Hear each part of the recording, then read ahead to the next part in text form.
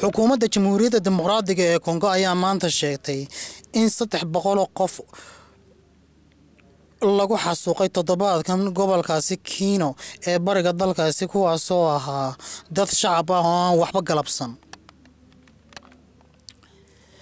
madaxweynaha Ukraine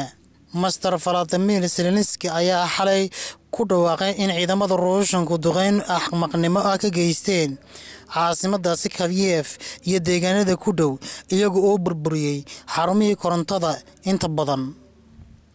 iyadoo siyaasadaha caalamkuna iswada diidan yihiin.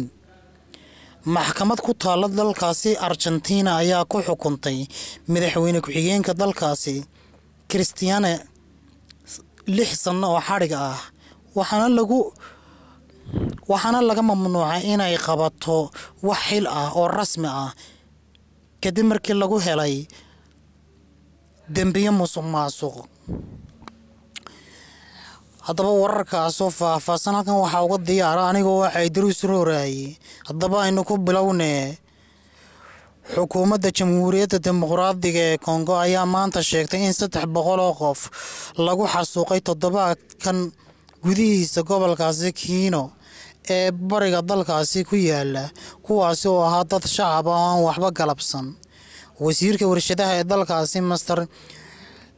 Julien Paluku waxa uu intaas ku daray in xasuuqaasi dadkaasi ay fuliyeen jabhadda M23 oo ka howlgasha gobolkaasi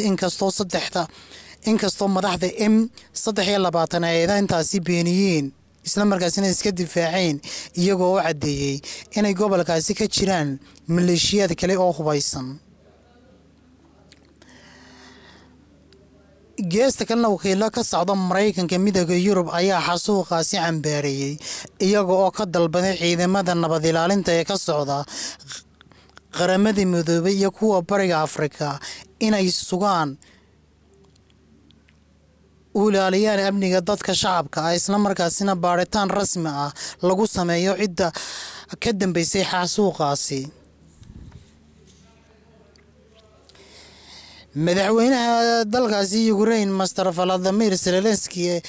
ayaa xalay ku dhawaaqay in ciidamada Ruushku duqeymo axmaqnimo ah ka geysteen caasimadda Kyiv iyo deegaanada ku dhow iyagoo burburiyay xarumihii korontada inta badan.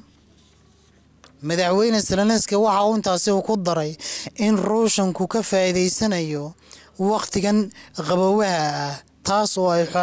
xasuuq iyo burburba ka wadaan goobihii arrimaha bulshada oo dhan isla markaasina waxa ay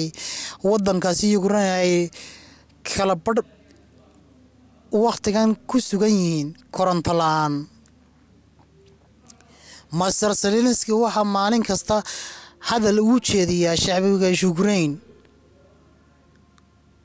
waxaanu soo jeediyay in ciidamadaasi Ruushku ka wadaan Ukraine dambiyo dagaal inkastoo afayeenka u hadlay ciidamada Ruushku sheegay in ay gantaalada la beegsadaan xarumaha militariga oo la wareejiyay goobahaasi shacabka lagu ogaa oo ku tilmaamay Mareykanka. geesta kale madaxweynaha Ruushka ayaa ugu baaqay shacabka dalkiisaasi inay midnimo kaga hortagaan cadowga Ruushka oo ku tilmaamay Mareykanka Yurubta galbeed isagoo amray in markaasi la horumariyo agabka ay adeegsadaan ciidamadaasi. gabagabadiina maxkamad ku taala dalka Argentina ayaa ku xukuntay madaxweynaha ku-xigeenka dalkaasi Cristina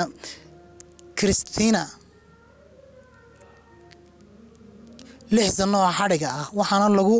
mamnuucay inay qabato wax xil ah oo rasmi ah kadib markii lagu helay dambiyo musuqmaasuq. maxkamaddu waxa ay ku xukuntay Cristina oo markaasi 65 sano jir ah eedeymo ku saabsan khiyaano maamul oo ku saabsan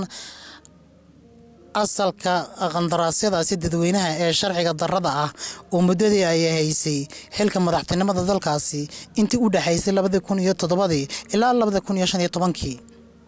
kiiska dacwaddaasi oogaha ayaa codsaday bishii Agoosto in Cristina